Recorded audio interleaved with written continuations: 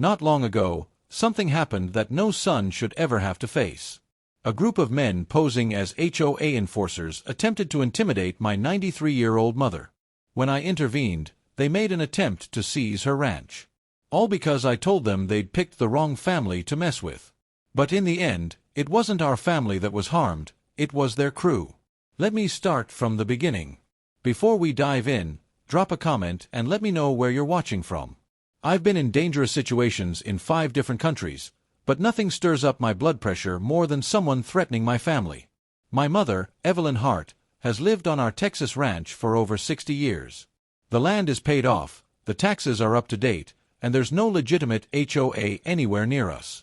Still, 3 men in polo shirts with HOA enforcement, stenciled on the back, marched up our driveway, clipboards in hand, as if they owned the place. They claimed my mom's flower beds violated some vague community standards and that her barn obstructed HOA view corridors. A ridiculous claim, as no law backs it up.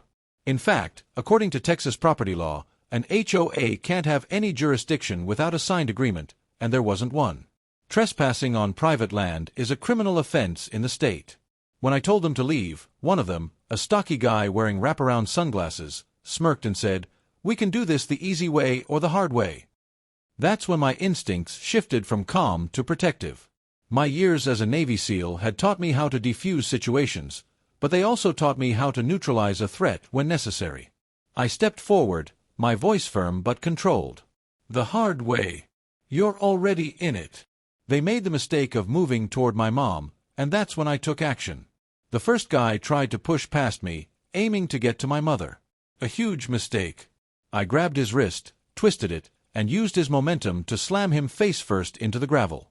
The second one, taller and thinner, tried to grab my shoulder from behind. I pivoted, swept his legs out from under him, and he hit the dirt so hard that his clipboard flew out of his hands. The third guy hesitated for a moment before reaching inside his polo shirt, probably going for a weapon. I closed the distance, grabbed his arm, and slammed him against the barn wall before he could pull the small folding knife he had tucked away. "Let me guess," I said as I held him in place. "You're not here for flower beds and barns, so what's really going on?" He spat. "Your mom's sitting on prime development land.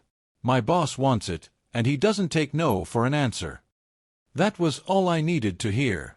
This wasn't some random nuisance. This was a deliberate, targeted attempt at extortion. They were pretending to be HOA officials to intimidate my mom into selling her property. That's a criminal act under Texas Penal Code. With trespassing added into the mix, they were looking at serious prison time. I zip-tied their wrists with the plastic ties I always keep in my truck, sat them down in the shade of the barn, and called the sheriff. While we waited, I went inside to check on Mom. She was sitting at the kitchen table, sipping tea, as if nothing had happened. "Well, they came to the wrong ranch, didn't they?" she said with a little grin. The sheriff arrived about 15 minutes later. Once he reviewed my body cam footage, he wasted no time. The men weren't on any HOA registry. They were part of a private security company working for a developer. The sheriff had already been building a case against them. The men were loaded into patrol cars, but I knew this wasn't the end. If their boss was desperate enough to send muscle, he would come back. And I'd be ready. 2 days later, I saw a black Escalade creeping up the gravel driveway. It was the kind of car that didn't belong in the middle of ranch country. It screamed trouble. I stepped off the porch, boots crunching on the gravel, and positioned myself between the vehicle and my mom's front door.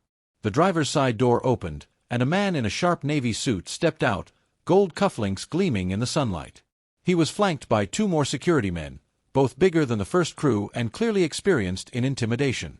"Mr. Kane," the man said smoothly, "I understand there's been a misunderstanding. I'm willing to make this go away if your mother is reasonable." I locked eyes with him, my voice steady. "By reasonable, you mean having her sign over the deed for pennies?"